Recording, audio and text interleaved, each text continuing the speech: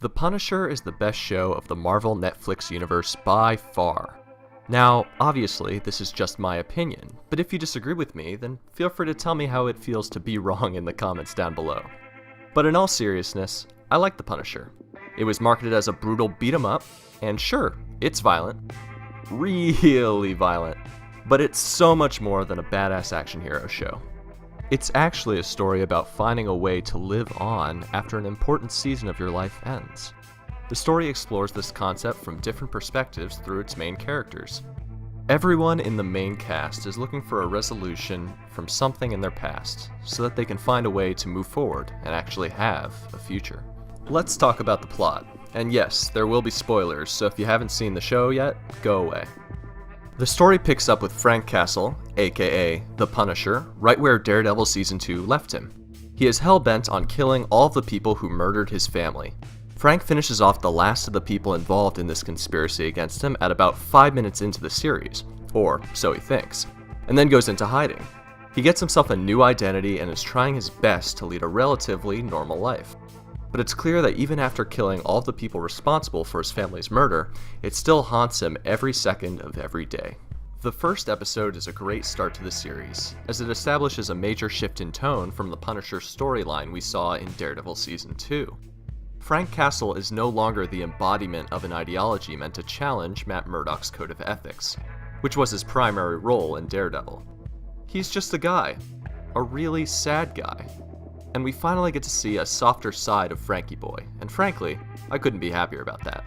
That being said, I understand why some other people might take issue with this. There are two ways that superheroes and supervillains are typically portrayed in popular media.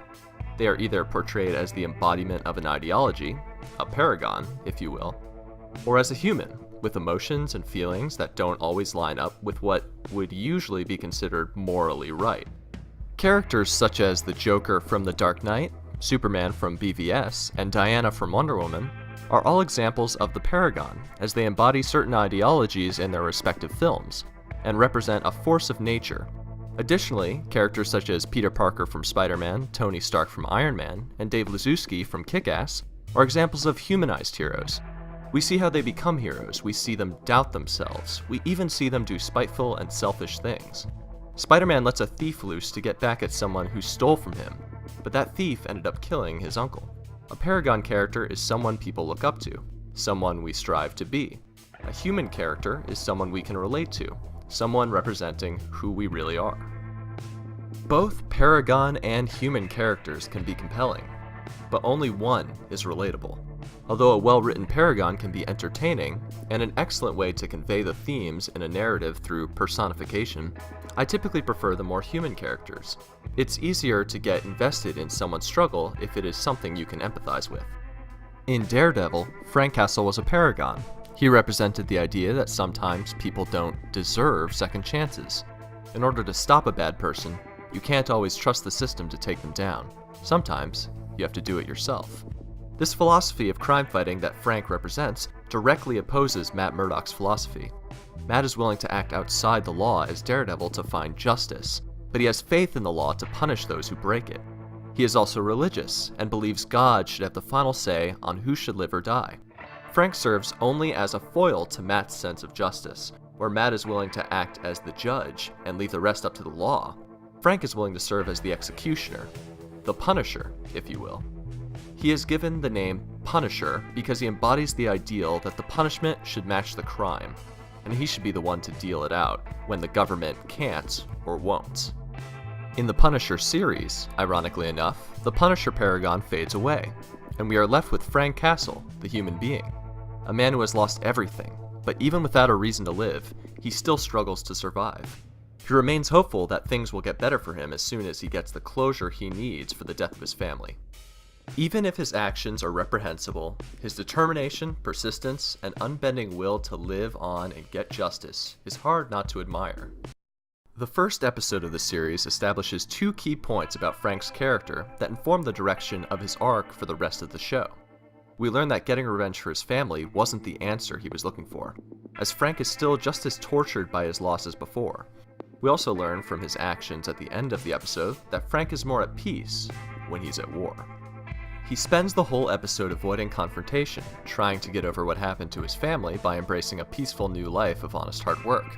But his grief still follows him everywhere. It even haunts his dreams. It's only when he stops trying to hold himself back and embraces the Punisher persona that he is finally able to sleep well again. The show really kicks into high gear when Frank is approached by a former NSA analyst who goes by the pseudonym Micro.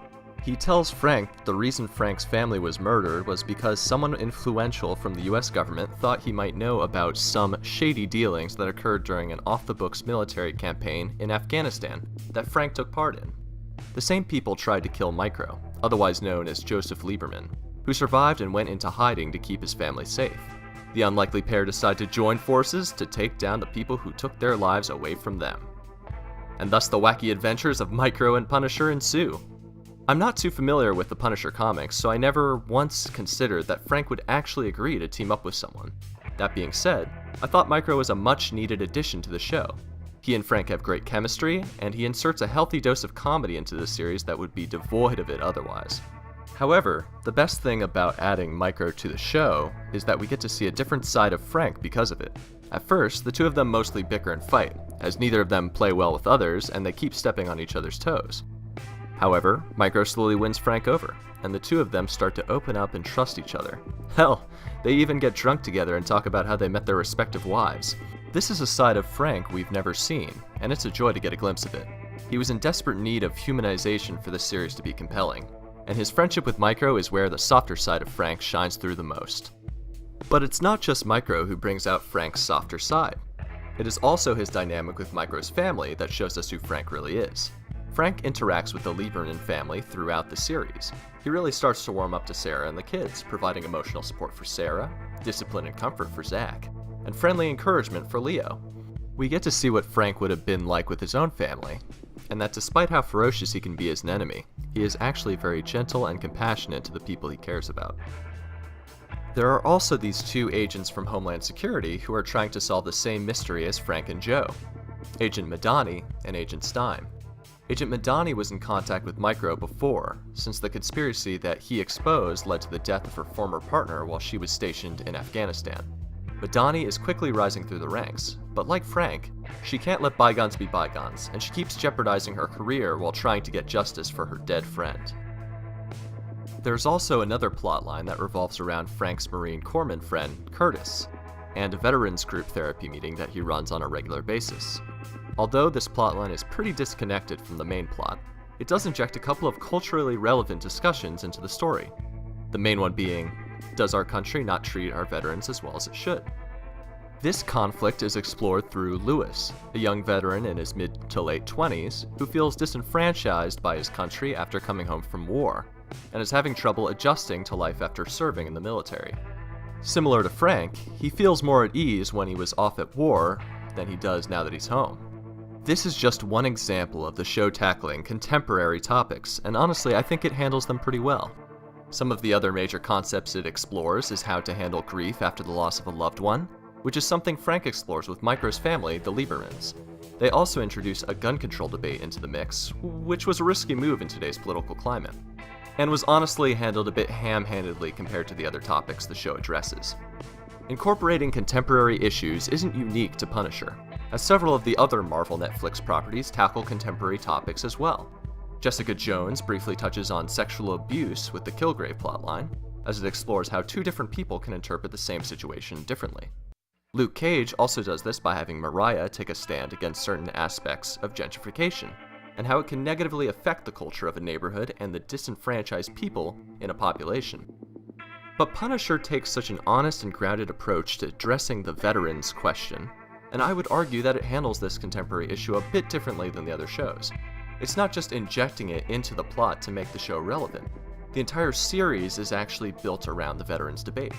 Curtis and his therapy group are featured throughout the entire show, and his plotline is woven into the Frank plotline seamlessly. The conversation on how veterans should adjust to life back at home, and how to come to terms with the part of themselves that they left at war, runs parallel to Frank's storyline. It is more than just a contemporary topic, it is one of the most prominent themes in the show. Now let's talk about the villain. And no, I am not referring to...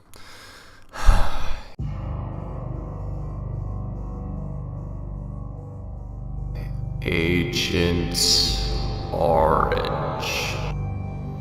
No, God! No, God, please, no! No! To be clear, I have no problem with Agent Orange in this show. He's fine. He plays a necessary role in the story, and it works. But even though he is painted as the big bad throughout the majority of the show, we all knew who the real final boss would be for Frank. That's right, it's your boy, Billy Russo. Now, I'm only going to say this once. Billy Boy is the best villain in the Marvel Netflix universe by far, and he is a big part of what makes this show so great. He is likable, charming, and funny, while also being menacing, threatening, and ice cold. Major props to the actor who played Russo, Ben Barnes, because he walks a fine line with this character, and it really works. About halfway through The Punisher, I realized that the guy playing Billy was the guy who played Prince Caspian in Disney's Chronicles of Narnia. If there was any prior indication that Barnes could play a menacing villain, I sure didn't see it. But it was an awesome surprise, and they should really consider this guy for an Emmy. He did a great job. Billy Russo is a former Marine, and Frank's best friend. They served together for 8 years, and Billy was even close with Frank's family while they were still alive. Before it is revealed that he was working with Rollins, Frank's primary target, and the primary one responsible for the death of his family, we get to know Billy as a person. He's the founder and CEO of a private military company called Anvil. He's a bit of a ladies' man. He donates to Curtis's PTSD therapy group, and he misses his dead friend Frank. We even get some flashbacks of him serving with Frank in Afghanistan, as well as him spending time with Frank and his family. Unlike what we saw in Luke Cage, where we're supposed to believe that Luke and the main villain were best buddies growing up, The Punisher does a great job of showing that Billy and Frank were actually best friends. This elevates the conflict between the hero and the villain so far above the other shows. Since we've had the chance to see them as friends, it really raises the stakes when they become enemies. People that can hurt you, the ones that can really hurt you, are the ones that are close enough to do it. Even after Billy is revealed to be a ruthless killer who will sacrifice the people he cares about to protect his interests, they still continue to characterize him in a way that makes sense. We learn that Billy never knew his father.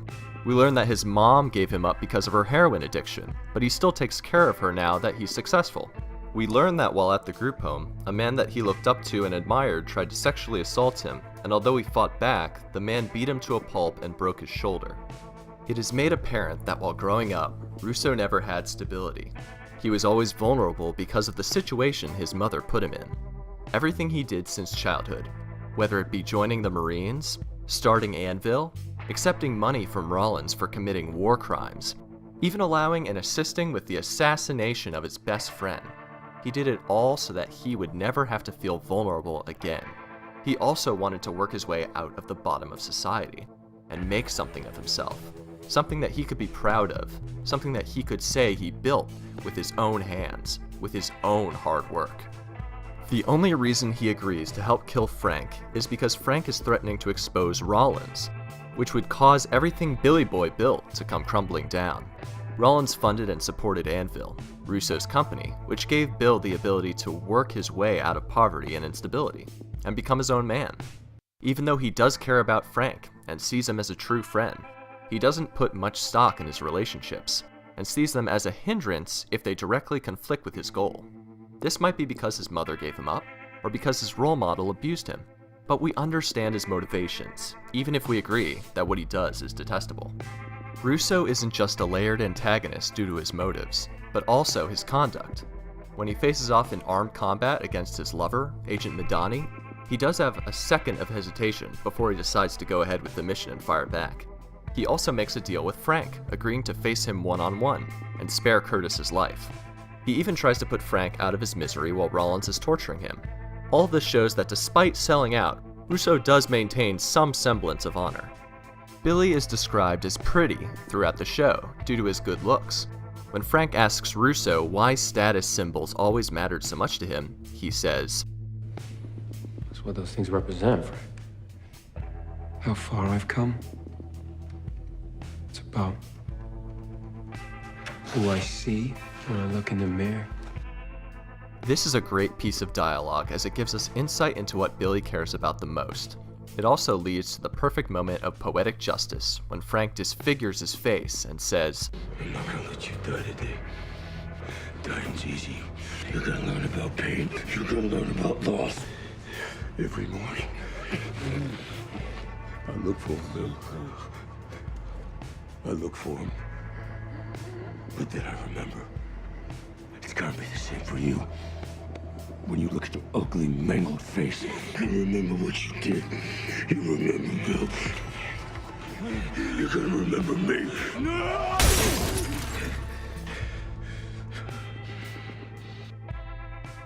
Absolutely perfect. But the real reason Billy Russo is the best villain in the Marvel Netflix universe is because he isn't crazy like Kilgrave or Diamondback or Wilson Fisk. He's just extremely self-interested. And unlike with other villains like Mariah and Cottonmouth, who are also self-interested, we actually see why he is this way. We see him falter in his convictions and regret decisions he makes. He even says to Frank that he didn't want any of this to happen, and that he actually refused to take part in the assassination of Frank that led to the death of his family. He is not a paragon or a representation of an ideology. Like Frank, he's just a guy. At the end of the day, The Punisher being the best Marvel Netflix show is just my opinion. On a whole, The Punisher is more grounded and believable than the other shows, which already gives it a bit of a leg up in my book. But besides being more realistic, I would argue that Frank has a more compelling struggle than the other Marvel heroes. Daredevil wants justice to be done in his city. Jessica Jones wants to stop a guy who took advantage of her so that he can't take advantage of anyone else. Luke wants to move forward with his life while keeping out of trouble. Don't ask me about Iron Fist because I couldn't tell you. These aren't bad motivations, but I personally don't think they measure up. Frank Castle is someone who lost everything he ever cared about. He lost his family, his wife and kids, because he was betrayed by his other family, Billy Russo and the Marines. He doesn't have any superpowers to help him out or give him an edge. All he has is a killer instinct and an iron will to survive. Two things that he gained through years of training and hard work.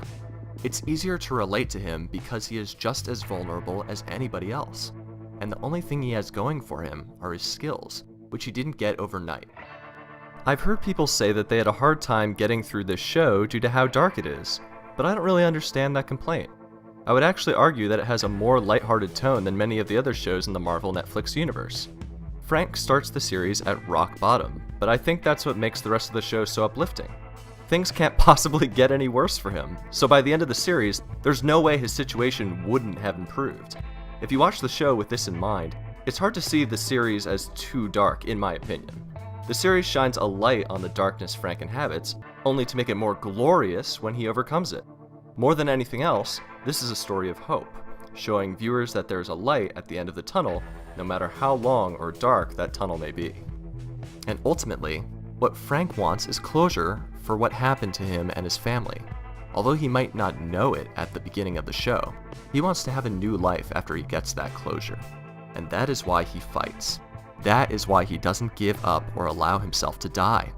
Unlike the other heroes in the Marvel Netflix universe, the Punisher isn't fighting for a better future for others. He fights so he can have a better future for himself. To me, this is a much more relatable conflict. It's less noble than the others, but it's more human.